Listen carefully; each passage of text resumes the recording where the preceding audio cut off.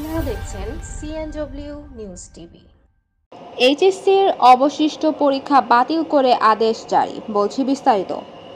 HSC ও সমমানের অবশিষ্ট পরীক্ষাগুলো বাতিল ঘোষণা করে আদেশ জারি করেছে আন্তঃশিক্ষা বোর্ড সমন্বয় কমিটি। একই সঙ্গে এই বিষয়ে প্রয়োজনীয় ব্যবস্থা নিতে সব শিক্ষা বোর্ডের চেয়ারম্যানকে অনুরোধ জানানো হয়েছে। তবে ফল তৈরি ও তা কিভাবে প্রকাশ করা হবে এ বিষয়ে এখনও চূড়ান্ত কিছু জানা যায়নি।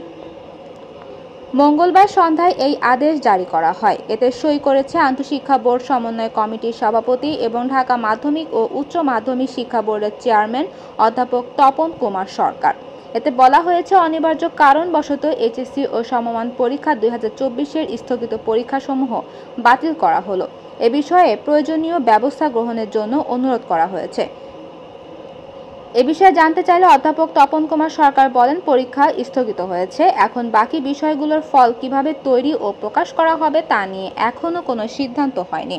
সব বোর্ড এটা নিয়ে আলোচনা করবে, শিক্ষা মন্ত্রণালয় ও এ বিষয়ে নির্দেশনা দেবে। তারপর কিভাবে ফল তৈরি ও প্রকাশ করা হবে তা চূড়ান্ত হবে। এর আগে মঙ্গলবার দুপুরে শিক্ষা উপদেষ্টার সভাপতিত্বে সচিবালয়ের শিক্ষা মন্ত্রণালয় বৈঠকে বসেন সব বোর্ডের চেয়ারম্যানরা। সেখানে অর্ধেক প্রশ্নপত্রে এইচএসসির স্থগিত থাকা পরীক্ষাগুলো নেওয়ার সিদ্ধান্ত হয়।